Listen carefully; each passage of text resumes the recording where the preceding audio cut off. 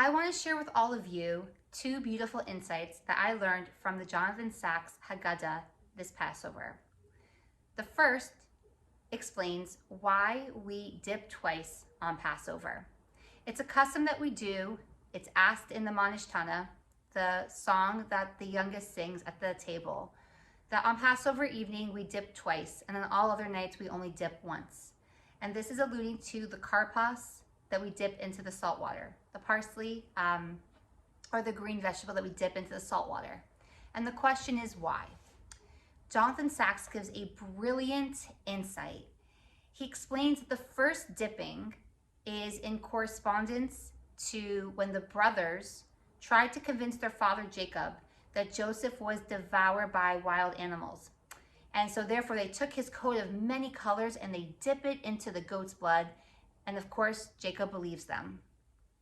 That incident, the lie and the selling of Joseph, is what got us into Egypt. The second dipping has to do with our salvation, what got us out. It was the night before we left Egypt. It was about to be the 10th plague, which is the slaying of the firstborn. And all the Jews had to take some type of brush or some type of material, dip it, so second dipping, into the lamb's blood and smear it all over the doorposts so that God would pass over the Jewish houses in Egypt. The first dipping got us into problems. The second dipping led to our salvation. To me, this represented that every custom we have in Judaism is jam-packed in meaning. Nothing is just a weird, ritual or, tradition that we've been doing for thousands of years.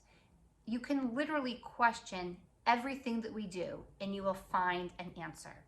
And not just any answer, a deep, spiritual, meaningful response to our story. And that leads into the second idea. Every Passover, we retell the same story over and over and over again. And yet it never gets old. I don't know about you, but when my parents tell me the same thing over and over again, it drives me crazy. If I have friends that repeat the same story, it gets under my skin. Why does the Passover story never get old?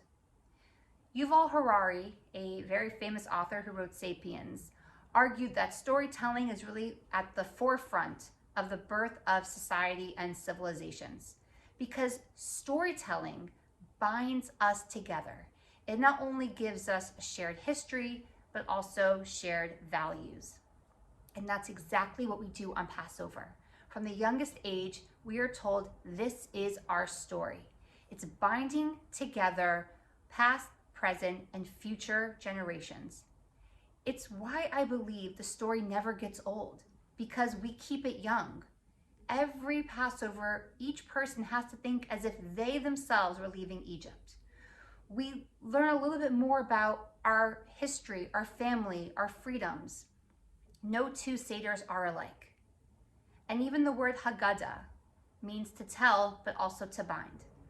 This is truly the history of why I believe the Jewish people have survived for 2,000 plus years without a homeland and without a language. Because when the second exile happened, we were scattered all over Africa, Asia, and Europe, and yet we're still here. We're here because something brought us together that wasn't just physical, it was spiritual. And it was rooted in the fact that we were all connected to something far greater than ourselves. The day we abandon the story, and all of our story, is the day that we lose our history. We lose our sense of identity. We won't have a future. This is truly what keeps us young. It's also what allows the wisdom of our old age to also be preserved.